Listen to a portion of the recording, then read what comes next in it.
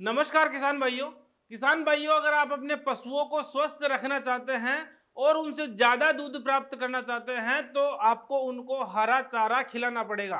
अगर आप उनको हरा चारा नहीं खिला पाते हैं तो उनका डाइजेशन ठीक नहीं रहेगा और वो अच्छे से दूध नहीं दे पाएंगे, क्योंकि हरे चारे में प्रोटीन, कैल्शियम, फास्फोरस जैसे पोषक तत्व पाए जाते हैं जो कि पचने में बहुत ही आसान रहता है और दूध की मात्रा को भी बढ़ाता है। साथ ही हरे चारे में विटामिन ए भी प्रचुर मात्रा में पाया जाता है जो कि हमारे पशुओं को बीमारियों से बचाता है।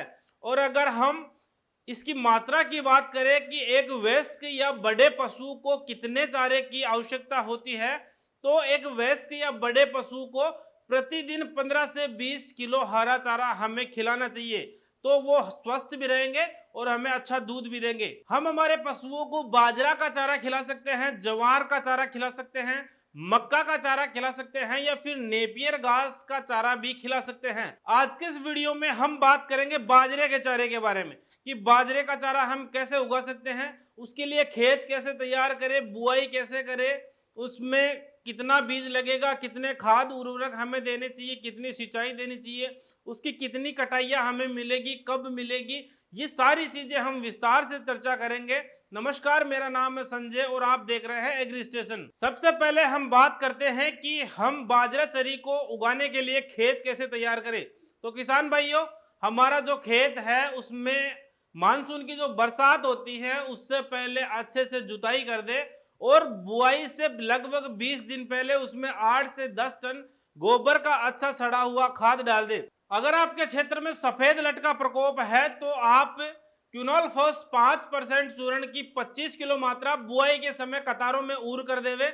और अगर दीमक की समस्या आपके खेतों में है तो मेलाथियान 5% की 25 किलो मात्रा देनी है। अगर बाजरा चरी के बुआई के समय की बात करें तो आप बाजरा चरी को मार्च से लेकर जुलाई तक कभी भी लगा सकते हैं। और अगर इसकी बीज की मात्रा की बात करें तो 10 से 12 किलो बीज प्रति हेक्टेयर पर्याप्त रहता है। अगर बाजरा चरी की उन्नत किस्मों की हम बात करें तो उन्नत किस्मों में है राजको, L74, L72, K599, राज बाजरा चरी और जॉइंट बाजरा, ये बाजरा चरी की उन्नत किस्में हैं, इनको आप लगा सकते हैं। बाजरा चरी में अगर हम खाद और उर्वरकों की बात करें तो खाद उर्वरकों में हम बाजरा चरी में 8 से 10 टन अच्छा सड़ा हुआ गोबर का खाद या कंपोस्ट दे सकते हैं।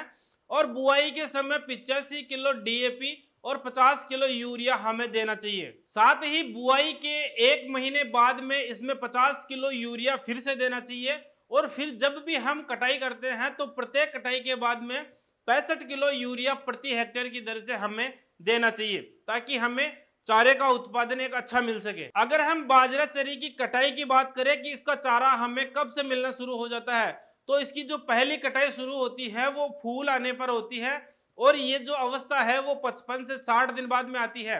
यानी कि बुआई से 55 से 60 दिन बाद में आप पहली कटाई कर सकते हैं और इसके बाद में प्रत्येक कटाई 35 से 40 दिन पर आपको मिलती है।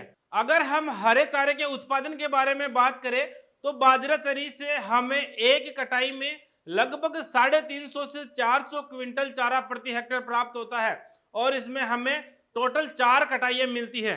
अगर इसमें हम सिंचाई के बारे में बात करें तो खड़ी फसल में एक तो उर्वरक देने के बाद में और एक सिट्टे आते समय इसको बहुत ज्यादा पानी की आवश्यकता होती है, तो उस समय अगर बरसात नहीं होती है तो आपको सिंचाई जरूर करनी चाहिए। अगर उस समय आप सिंचाई नहीं करेंगे तो चारे की मात्रा घट जाएगी।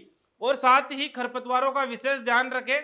बुआई के लगभग 15 से 20 दिन बाद में आप निराई गुड़ाई करके इसके खरपतवार है वो निकाल देवे, ताकि हमें एक अच्छे चारे का उत्पादन मिल सके।